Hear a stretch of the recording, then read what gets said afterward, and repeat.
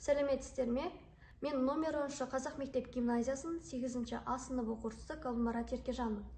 Табиғатта аялау облыстық форумы Green Oasis номинациясы бойынша қатысудамын. Жобаның тақырыбы заманауи мектеп. Байқау жұмысы мектептің ландшафттық дизайны. Қарап тұрсақ, мектебіміз 4 бағыттан тұрады. Біріншісі гуманитарлық бағыт, жаратылыстану математикалық бағыт, салауатты эстетикалық өнер бағыты, бастауыш сынып бағытынан тұрады. Мынау тұрған мектебіміздің спорт орталығы. Мұнда балаларға арналған футбол алаңы, ол жеңіл атлетикалық жүгіру жолдарымен қоршалады. Спорт орталығы жанында волейбол мен баскетбол алаңдары, сондай-ақ секіретін және лақтыратын орындары болады. Әр жұма сайын мектебімізде ұлттық құндылықтар күні өтеді. Соған орай мұнда балалар жиналып, қазақ халқының дәстүрі мен мәдениетімен танысатын болады. Бұл жерде қазақ халқының ұлттық ойындары, ұлттық құндылықтар дәріптеледі, насихатталады. Мынау тұрған мектебіміздің жылыжайы. Мектеп үшін жылыжайдың маңызы өте зор. Өйткені біріншіден мектеп асханасының ас мәзірі адам денсаулығына пайдалы, ешқандай қоспасы өскен таза өніммен толығады. Екіншіден, оқушыларды еңбекке баулып қана қоймай, олардың сабаққа деген қызығушылығын ашады. Сондай-ақ, мұғалімдер сабақты практикамен ұштастырып өтуге мүмкіндік туады. Ал мынау тұрған мектебіміздің ауласындағы шағын саябақ. Бұл саябақта әртүрлі өсімдіктер мен талдары отырғызылады. Балалар сабақтан тыс уақытта өсімдік өмірімен танысып, көшеттер отырғызады.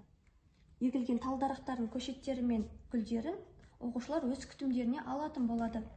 Отырғызылған талдарақтар мен гүлдер мектеп ауласына ажарын ғана келтіріп қоймай, мектеп оқушыларының табиғатты аялауға қызығушылығын арттырады. Табиғатқа деген қамқорлығын көрсетеді. Ал мынау тұрған жел энергетикасы қондырғысы. Бұл қондырғы мектепті электр энергиясымен қамтамасыз ететін болады. Әдетте, жел электр станциясы тұрақты ток генераторлармен жабдықталады. Ол аккумулятор батареяларын зарядтайды.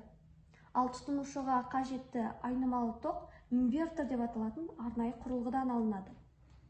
Инвертор тұрақты тоқты айнымалы тоққа түлеттірін құрылғы болып табылады.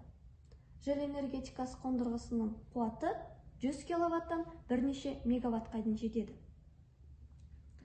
Мынау тұрған Қазақстанның көрнекті ғимараттары. Бұл рухани мәдени ғимараттар балалардың географиялық танымдылығын арттыру мақсатында көрсетілген. Қорытындылай келе, қоршаған ортаны көгалдандырудағы кенжелеуді жоюдың ұтымды жолының бірі жас ұрпақты, оқушыларды табиғатты аялауға шақыру. Баптауға, көбейтуге, қайтадан қалпына келтіруге үйрету. Ол жұмыс әрине алдымен балабақшада, мектептен, оқушының өз ауласын әсемдеуден басталады.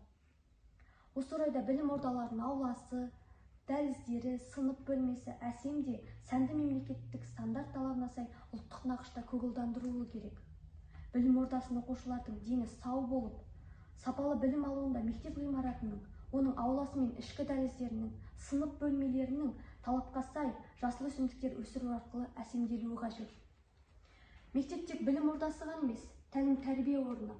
Екінші үйі болғандықтан, оның көркейіп, жасыл әлемге оранып тұрғаны кімге болмасын ұнайтыны анық.